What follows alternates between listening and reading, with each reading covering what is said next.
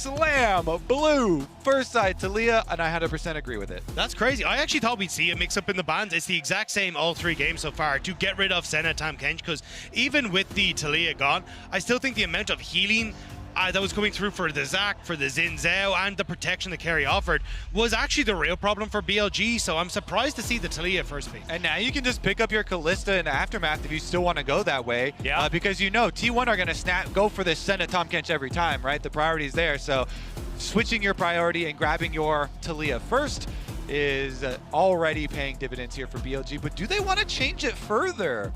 Some discussion going on. Caitlyn looks. Okay. Dang it. The little tantalizing dangle there of the Caitlyn, but not going to come through. Elk, Lucian is actually his highest win percentage of his top like 7-8% champions played, I want to say. Massive Lucian player here, so very, very excited to see this one. And this already top 3 lock-in for BLG is going to be a crazy powerful mid game. They have the ability to swap their Lucian Nami towards mid and then put Talia in sides. It's already setting up to look scary. Surprised by the TF lock-in though. Immediately you'd imagine towards Ace has been one of his incredibly strong picks, but you can still go for some counters in that top side that can work out relatively well, or even opt in towards the lane swap, which you've seen a huge amount. So T1 kind of showing their hand a little bit early here. Perhaps, but Kobe. I seem to remember that there's a certain champion from the Void that Rift walks around and does okay when you try to put rocks on the ground to stop dashes. Is this a 1-3-1 opportunity now for T1 if there is a lurking Kassadin? That's what I want. I was exactly looking at like the wars of globals, you know, trying to retain control because you don't want to get split push apart. And so Twisted Fate ultimate is going to go a long way in that arms race of globals. You already have the Senna ultimate, of course, as well. So I kind of like that angle. Plus, you know, as you were mentioning, like Zeus was such a fan this season of the range tops, the Twisted Fate, the Vayne. That is his wheelhouse here. So are you worried about the Yasuo counterpick, Dagda? Because, you know, the Yasuo counterpick, like the lane counter, has been talked up a lot, but then you have to integrate that into your rest of your team. Well, I was going to say, I think you've already got the wave for a potential Yasuo, which already gives you a knock-up. You got a flick back from a Talia. You have a lot of options there. You do like it. But I also just like Bin's Jax, which has been pretty good into the TFs as well. So I wouldn't be surprised to see Bin go back towards that if he really wants to here and just say, hey, I'm going to fight you in the early stages. He has been an incredible Jax player for so many years. It has been banned against him, in particular in the LPL. This could be the angle for him to bring it out. Could be an opportunity. The Aurelion Soul ban is an odd one for me. We did see Faker debut that one for his very first time earlier on, and it didn't quite work out. But there is the Jax that you were talking about, Dagda, being hovered now at least. Of course, a flex pick as well. We'll see whether it is going to go to Shun or to Bin, as it is going to be locked in. In the current League of Legends, probably the most legendary Jax player that we have. Bin definitely a master of the champion, so let's see. Zeus Twisted Fate versus Bin Jax. Yeah, Bin's Jax, he's pretty good at this champion. He's played at what, 76 games, second most played? Over 70% win rate on the champion as well. That's a tree. Okay, so the jungler for Shun is going to be that Maokai. A fair bit of dive potential. Maokais have been paired with these Lucians quite a lot, just in general. That's going to finish up the team composition. And now, Faker. Okay, it is a purple champion. I'm okay with that. Thinking about a Viger, and he will lock that one in. That's going to be the answer to the Talia this time around. I actually like it. You get the ability to just safely farm up in the lane phase. You are going to get pushed in, but realistically, when you look at what BLG want to operate with, it's a very short-range composition that wants to jump in on top of you, and that's where Veigar thrives. He can put down the cage, control the space against BLG, and when you've got the long range on the TF as well, when you get to these objective fights, you can basically pick and choose your targets while keeping BLG at arm's length and not giving them any sort of in to the fight. Fellas, I think we might be getting a BLG favored game this time around, at least for me. I think it is bold to pick two stacking champions versus BLG. This team, I feel like they're not going to let you stack at all. even from the get-go, Elkin on. The Lucian Nami pickups here for them, kind of iconic. Then Bin's Jax, very iconic. And they were able to slam the first pick to Leah. I personally am really liking the BLG look, but T1, see how hard they can cook here with Faker's Veigar. I think a huge amount of this game relies on Owner. You need to be able to control the early stages, because if you end up with a very heavy dive onto the bottom side, playing around this Lucian Nami, getting into a mid-game where towers are falling quickly, it feels inevitable that BLG will be able to play it through that 1-3-1. But if you can slow down the pace of the game, if you can try and keep BLG off your structures, that's where T1 can find their moments at these objective fights and use at least the zone control they have for their better. Well, we know that Ona's Lee Sin is definitely his most iconic champion. So if there's ever a time where Ona has the pressure and he can rise to it, it would be when he's equipped with the Blind Monk. We'll see how it's going to go as we dive onto the Rift. It is the beginning of a best of 3. Game number 3 between BLG and T1. And already the lane swap is in effect by T1. Gumayusi lurking towards that top side, but Keria is still down here on the bottom side of the map. So it looks like maybe we are just going to see Gumayusi heading back home. I was thinking about whether or not there were going to be any extra wards up there or something like that, getting the information that they can find. Meanwhile, some movement from Elk as well, heading up towards the top side. No information gained yet, except for a couple of brief moments here with the mid laners. I do like the early ward from T1 though. Gumayusi put it down just before he reset. A lot of the way that you'll see this matchup play out in the top side is the Bin trying to sneak into the second brush, so then he can always have access to the front minions.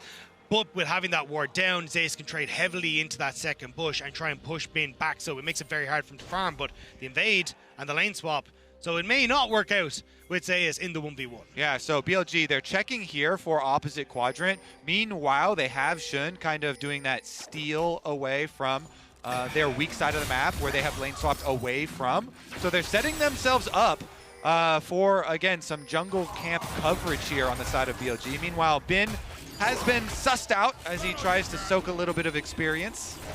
Yep, the Counter-Strike going to be utilized just to try and mitigate some of the damage. It's not quite going to work out here as Zeus going to walk over, oh, not actually walking over the ward as he moves back down towards the mid lane. Obviously, Knight knows exactly what's going on here, and it is just going to be that 2-man in the mid lane, as we've seen many times. Bin just counter-striking around, but still difficult to get into range of some of the experience here.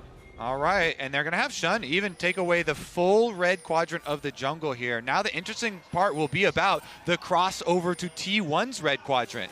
Because again, this is where Elk and On are power play on the top side. So On is going to go try and help out and secure the extra jungle camps. But Owner's already made his way down here for the dive. And just continue to press on Bin. Yeah, Bin just going to back away. Intelligently here, I think understands that 1 versus 4, even under a turret, probably not going to work out. They're looking for their first couple of plates. Clean sweep here on the jungle quadrants for BLG.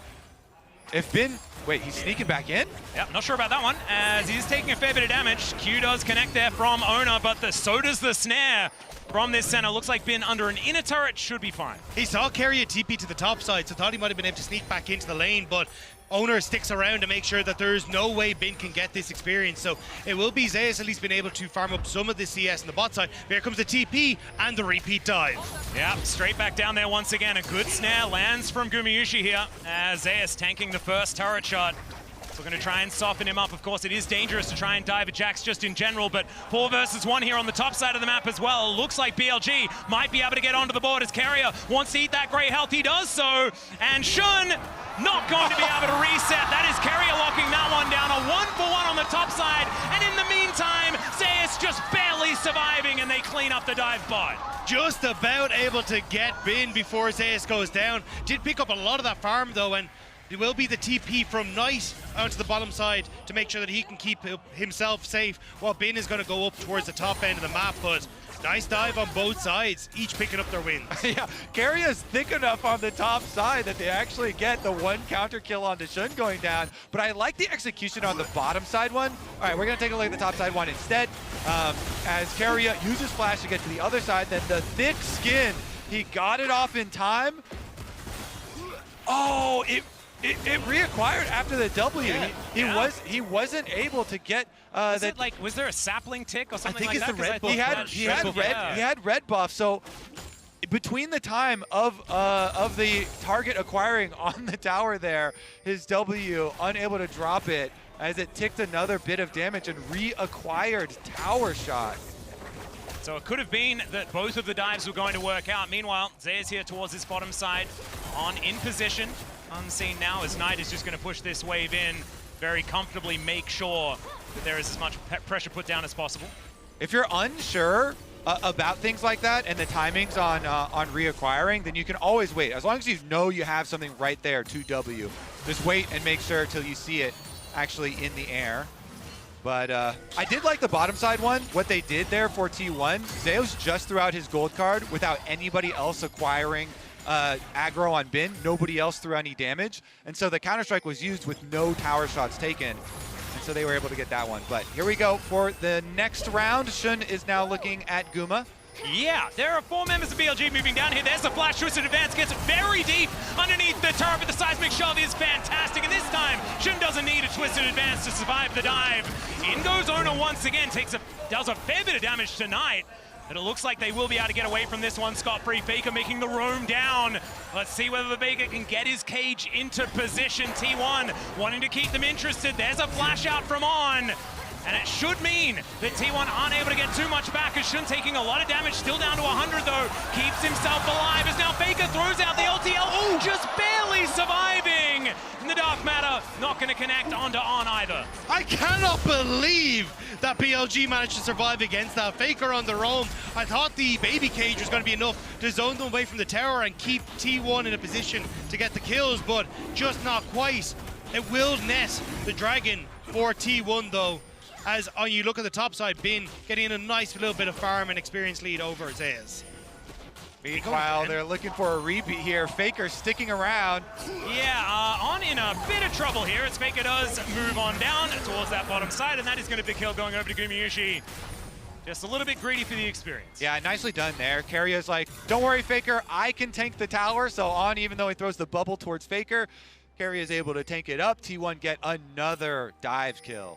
It's been really weird lane assignments from BLG though. Then usually you'd think, oh, Elka and On want to play together, so they have the Lucian Nami as a duo, but they've actually been using the Nami a lot with the Talia, with Elk actually free farming the mid lane to get a little bit more of an experience lead for himself to match Karria, getting some of that solo XP on the top side. And now you can see as well, Nami starting to move up towards that top side, but she was stuck in the bot lane when it looked like they were already planning to move Bin into the bottom side. So On been a little bit late on some of these rotations as a result, and T1 have been punishing well with it. Well, Zeus should be able to move down with his Destiny Gate towards that bottom side of the map, as that wave is going to be pushed in by Bin.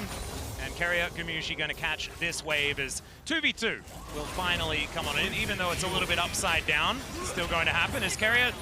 Did he get culled? Not sure. Didn't really take very much damage there, as it's a nice little cage, as Knight putting his Merc Treads to good use. All right, keeping track so far, Faker on 70 stacks and Guma on his first 20 right there. Grabbing that first little break point. Meanwhile, Shun again, ultimate towards Faker. Yeah, Faker who does have flash. Yeah, should be able to get himself pretty far away. Seismic shove going to connect though, puts down the cage, but it doesn't really do anything. Dark Matter flies down and Faker is just dead. No flash going to even be invested. Just knew that he had nowhere to go. I thought he might have been able to just flash past the range of the Maokai ultimate. Maybe I was wrong there, but still, nice pickup for BLG, getting 2 kills now for Knight, and in the 1-3-1 with this Talia already getting rolling, it's looking good for BLG. I guess maybe wanting to hold on to the flash for a fight that could be incoming, but not a lot to fight for right now. As Gumayushi, that is a lot of damage that he's taking here. Yeah, I'm going to trust that Faker knows best. Yeah, I think if there's anyone that you're just going to give benefit of the doubt, we can't quite see the plan, but it's there. Surely. We'll see what it is actually going to be, because he decided not to press the flash button. And did then die. He's 10 CS up though, and of course you just want to be farming, pressing Q as many times as possible, onto things, getting last hits, and building up that AP as high as you possibly can. It is interesting to see, though, how much resources BLG have been giving towards Elk in this. one of the things that we see an awful lot of the times is when you've got a Senna Tam Kench and we end up in a lane swap, Keria is on the Tam Kench gets further ahead because of the TP, but they've let out farm in mid, but Knight now under pressure in the mid lane with Owner here. Yeah, Cage comes down. Seismic Shove going to be avoided. Owner being very patient here. That Cage not going to be opted into. Keria just farming here towards the top side of the map. So slinking into Fog of War at T1. Looks like they might just steal away a blue buff. That could be all they're going to be able to get. Still a minute and a half before anything else is going to be back up on the map for the taking. And we keep up the swaps here. Now we got another reset T1. They send Bin, or BLG, excuse me, send Bin up to that top side. He's gonna have to get past some of these deeper wards from T1 though. They'll see him as he goes. Yep, that's a nice one. They even look to set up for the dive. You can see now that he's been spotted, the ping's already there though. Keria gonna go for the reset, and you're seeing the reset from Zeus as well. So T1 trying to force these matching lanes at this stage, so that then you can have Zeus continue to put pressure on against Bin, but he's been doing relatively well. You can see CS is the same, and experience relatively even as well for both of these top laners. Just pretty quiet as far as this early game is concerned. Only about 500 in it, slightly favoring BLG right now, but no turrets really under too much threat, as we do have some waves moving in, so BLG might be able to get first brick, but you can see only a couple of plates being taken here towards the top side. It's the bottom side of the map that is looking a little bit more worse for wear on the T1 side of the Rift. Yeah, BLG able to get that push in.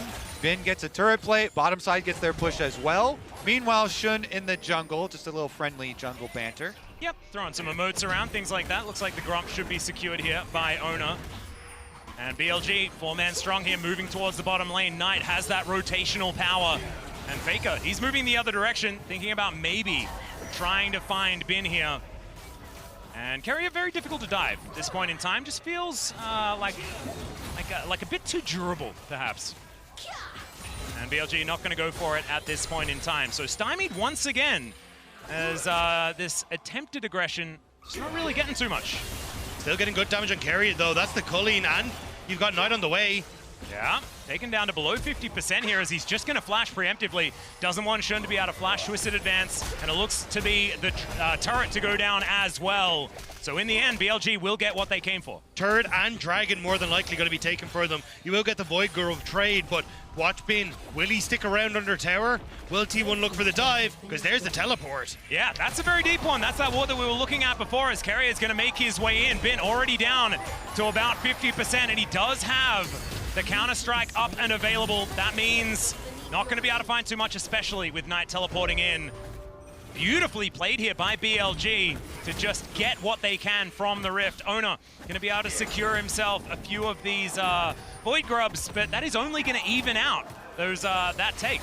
Yep, exactly. Splitting Dragons, splitting Void Grubs here, splitting Tower Plates as well.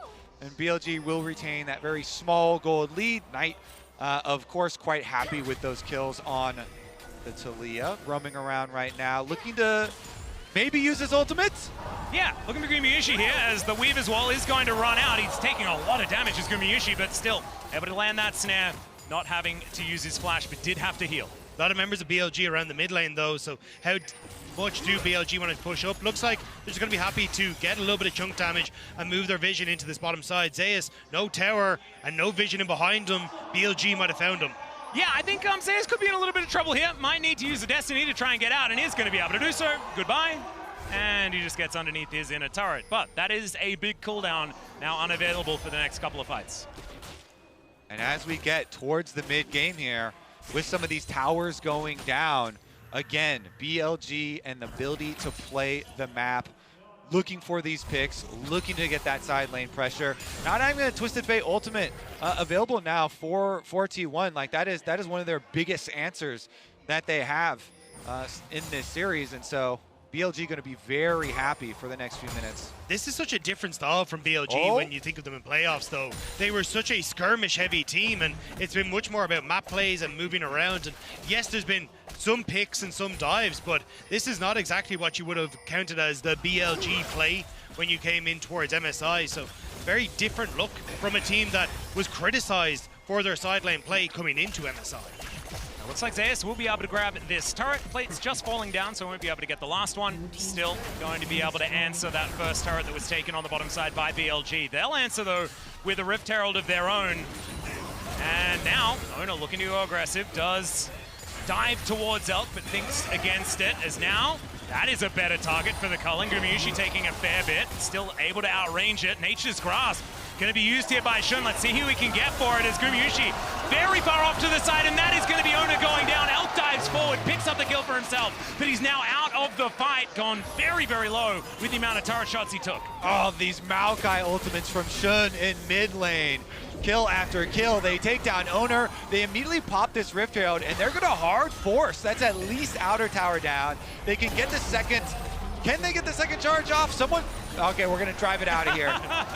Save Shelly! Operation get her out of here! But I'm going to send her into a wall. Either way, I love the way BLG are playing against the composition T1 have. You see the Twisted Fate, who can be such a nuisance when you're trying to make Rift Tower plays or play for mid tower because of that Destiny. So BLG targets Zeus first, get the Destiny out of the way on the dive, and then look for the plays afterwards. And Knight, great position here, knows that Owner's going to get stuck. So gets the flick back and sets up for the kill. And Keria trying to get in position for the gobble, but on with the tidal wave, able to keep the catfish at bay. Really beautifully done by BLG, and it looked just unanswerable, especially for Owner, who as soon as he did get snared, he was just doomed. This tower going to go down though as Faker secures that one, gets solo gold for that as well. So he can now augment his build already. That Archangels has been built up and it's heading towards, you know, he's sitting on like 162 stacks or something like that as the Seraphs is going to complete. All right, it's time for Elk Gaming right now, though. The Lucian, 2-item power spike, and his Nami has long since completed the Imperial Mandate. So now we get to see the famed, the scary stage of the game, this mid-game where the Lucian Nami just position themselves towards mid, and even with no mid tower here for T1, makes it so hard for them to ever get mid lane minion control, which should mean BLG setting up for consecutive objectives down there. The Dragon will arrive in 35 seconds or so. Plenty of time for them to move some resources. They just need to make sure they're getting their vision down. Nothing really on that bottom side of the map where the Dragon is going to be spawning. So there's a potential for T1 if they wanted to look for picks. You see Owner farming his own jungle. Could have maybe come in behind, but BLG just happy to shove mid and play for the tower instead, because at the end of the day, the 1-3-1 is what BLG are looking for. Yeah, how do you ever control mid lane here? BLG, Elkin on, they push it, they roam up to that top side tower. Yep, tidal wave going to come down. The baby cage is there to try and protect his Gumayusi. The piercing darkness is decent, but he gets caught. Oh, Faker, no! Does have the Seraphs, and that is going to keep him alive for the moment. Look at that value play, though, BLG. They force on the top tower. They get 2 flashes. Faker's flash, Gumayusi's flash. They get the objective, and Bin free pushing on bottom side. He's watching over Dragon right now. Nobody has tried to rush it quite yet. T1 on their reset are looking to retake a little bit of the vision leading up to it, though. Yep, Owner, you can see, does manage to land a Q onto Shun, but feels like this Maokai just straight up does not care about anything this Lee Sin is doing this game. Teleport to come forward. That's going to get Keria back into the fight. Bin moving on in. Blue buff going to be secured there, I believe, by Owner. And yes, that is going to be the lockdown for the jungler. As Elk having to be a little bit careful here. Cage goes down. That is a big cooldown T1 won't have for the next little while. They need to get control of mid lane, and this is the problem. This Lucian is just so good, making sure that T1 never have that mid control. But now, Elk gonna get snared. There's the cage down once again, has to use the cleanse. As Seismic Shove needs to be flashed there by Keria. Nature's Grasp avoided now by T1, and so now that is a cooldown that they don't have to think about for the next few moments. An honest 5v5 perhaps, and we'll see whether they can stand their ground. He's really relying on On's ultimate here to make sure that they can try and step away. So T1 going to use that range advantage that they have to just keep poking, keep pushing them back. Watch for a Night Flick. There's basically only 2 ways that BLG can kick off this fight in their favor. So much posturing. Drake up and available, but somewhat forgotten at this point in time. Both teams want to have a little bit more to get themselves into that river, and it looks like BLG may have found it. As soon as Zay shows himself on top wave, that's going to be their trigger to go for it and rush down. Oh, Culling is going to fly out. Not a lot of value there. Is going to be picked up until the very end, and now the snare comes down. Tidal wave finds absolutely nothing. As the Destiny going to be utilized. That gives vision of this Drake, but I don't think they're going to be able to get there. So that's the Dragon being secured by BLG. And T1 slink back to the mid teleporting on lane. Zeus. All right, yeah, Bin.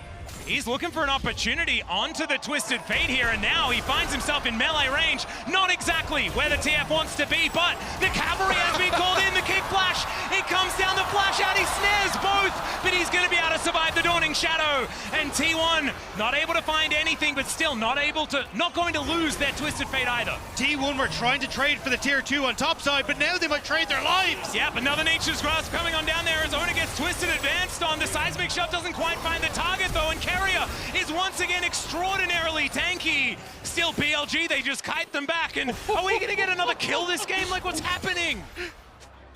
I mean, we're making it exciting. Bin goes for the teleport play there, and they get a lot of cooldowns used at the very least. Now we're more likely to get some kills with everything used here. Here's another look at it. Since he does use his Counter-Strike very early on to get the stun onto Zeus, he's got nothing left once the rest of T1 arrive, but then right immediately over to the rest of the team, lands the snare, not enough damage to finish him off. And we're back to live. Yep, back to mid control, gentlemen.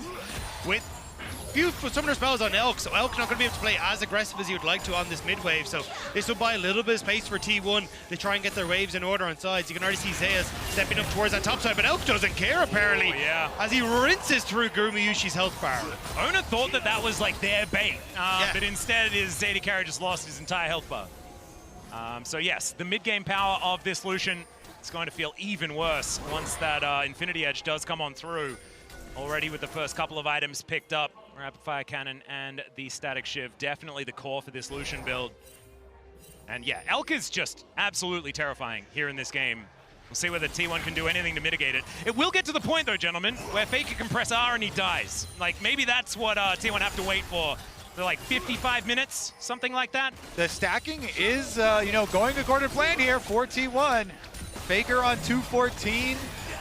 Mid lane has been pushed up here by T1. They go for the 4-1 split push with Faker on bottom side, being able to get the rest of the wave. But here comes the collapse from BLG. Yep, Gold Card going to connect, but Elk not really too worried about it. And here is all of the ultimates flying forward. It's a decent gobble this time around, but the Tom Kench will not survive. Faker finds his opportunity, but he just takes a Nami, and that is not going to do enough to get them into this fight. Still flashing, puts down the cage, but the Baleful Strike will not land. And now there is nowhere for him to go, back against the wall, and there is a killing spree for Knight. The trifecta of teamfight ultimates here from BLG.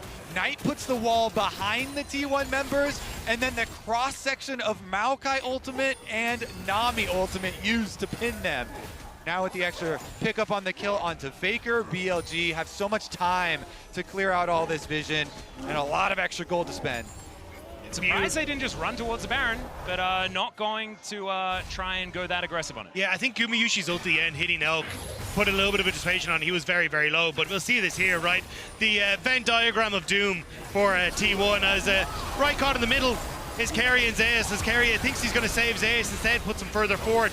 And even at the start of the fight, you can see Owner on the top side was trying to get on towards the Talia as Knight came into the fight, but just couldn't quite get the damage it needed. But there's the T1 Classic. Yep, as per usual, it is down to 50% health. BLG know exactly what's going on. The cage not going to do anything in T1. They just back away. They went for it. They thought there was an opportunity, but they are still going to be able to get out. Still Bin with some free time in this mid lane does a big old dent to the inner turret. I feel like everybody, if they're playing against T1, Coach's #1 job is, remember, they will rush Baron. They will rush Baron. If they're ever behind, they will rush Baron. BLG check it.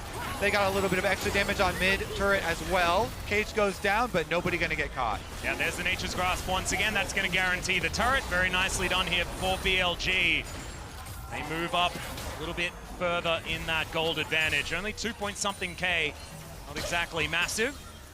But still, it just feels like this game has no control in it for T1. It is all being dictated by BLG right now. And so much of it is coming down to, again, Knight getting the first pick on Talia, having that success against Faker. Also looking at Bin getting the counter pick against Zeus. Zeus hasn't really been able to find what he needs up against the Jax. And Elkanon The Lucian has worked out absolutely fantastic for them, as it has time and time again in the LPL. And now T1 need to find some sort of way to get a pick with Zeus, find some way to shut down the BLG aggression. Yeah, and it's just so difficult when Elk has both summoner spells available to him, Cleanse and Flash ready. Dragon is going to be theirs, but the ward's cleared out, so T1 going to keep on making you think, are we rushing it, huh? Yeah, are we going to do the Baron? You can see that, you know, Faker throwing like a W at it just to say like, yeah, we could. Look at the spam of pings too, Yeah. BLG afterwards. They pick up their Drake though. They are now on soul point. Job number one again still. Push out the side wave, control the map here before moving in. Oh, there is Ona getting himself out of there with the There's no safeguard. flash on Faker. And there's another Weaver's Wall to come through from Knight. Ona gets over at the Nature's Grass, should be able to get the Viger, although it does run out. Still, I think Ben with some free time should be able to take him down. Seismic shove not onto Faker, but he's still going to go down. And that is Knight that collects that kill. T1, they do get here to try and defend, but they're not going to be able to save their mid laner. Faker with BLG pushing it even further forward. Faker with his dying breath, able to get down one more cage, means that BLG can't follow up, but now they get to move in towards the mid lane as Zeus desperately trying to clear out that wave to stop the base from being cracked open by BLG. Now only one caster minion left up and available. That's going to be licked down, so not able to get that one in there, but this inner turret already falling down, and I think it's going to be bot and top lane. The BLG will be focusing on from now on. T1 still trying to move aggressively towards their own jungle here. Doesn't feel like they own it right now as BLG. The man advantage on the map. They do have been towards that bottom side, but the teleport at the ready means he can always be there. Yeah, it's just too dangerous for T1. With Faker in the graveyard there, they cannot afford to defend their... Oh my god! The Devour has to be used here by Carrier, and he's going to get Gamushi out, but to safety, I'm not entirely sure because the teleport's coming in, and Ben just dives on top of him. There goes the bottom lane, shoved around his Carrier, and Knight is indeed unstoppable. That's Elk Illusion, baby, and that IE was completed, Atlas. The pain he unleashed on the Guma. BLG are going to go for the Baron, but keep your eyes on Owner and Faker. Double smites are available for the T1 mid jungle if they want to try and contest this. Bean going to try and keep Zeus out. Well, Zeus might be able to get on in here. There is the Destiny. That is going to give them at least vision of what's going on here. Ona, he can safeguard his way through. And Faker with that smite play you were talking about, it is very scary. Dawning Shadow gives them vision, and Ona goes in, but it's not going to be in time. Kicks the tree over the wall and then meets his demise. BLG, they'll take the Baron, and they'll look real good to win this game. Wait, the TP mid? All right, well, Carrier's making his way back, and he's tanky, but not that tanky, and he goes the wrong direction, one could say. Faker's going to turn up alongside him and just die. BLG are going to speed run the rest of this game then. Thank you very much for the extra kills. Thank you for the extra cooldowns, T1. And they're going straight for the base. All right, well, Gamushi is going to try and defend, and it's not going to work as this is going to be the base broken for BLG. Feels like T1 just can't handle the pressure. There it is. Rocks being strewn on the ground in front of Gumayushi. Isaiah's trying to do some fancy footwork, but it is not going to be enough. As Ona, he gets underneath his inhibitor turret, but he's thrown around like a ragdoll once again. Elk will be taken down. So there's at least some shutdown gold going over to Ona. And BLG, they're happy to have some fun as well. Does mean they won't get the inhibitor though, and because Bin was pushing the top side, won't actually get too much, so a little bit of a whoopsie. If BLG had actually killed T1 there, maybe they could have looked to end the game, but the fact that Elk ended up tanking the tower, coming back to bite them a little bit. I'm glad they're giving us this these extra few laughs here towards the late stages. All right, Shun, he's in a cage. He's got a redemption. He gets more health after that altercation. There we go. Circles on circles in it's the a lot of 1v1. Here's another look at it. Yeah, so they're teleporting mid to try and push out mid before the rotation over, but BLG are still here. So Elk immediately jumps on them and annihilates the entirety of T1 there. Carrier gets taken down because Bin was coming from the river. Faker as well, just straight put into the dirt. I thought Faker was supposed to be the burst mage. Elk who just immediately turns on a Faker and blows him up. Elk's got a GA now too. No, completed, yeah. You're not killing Elk again.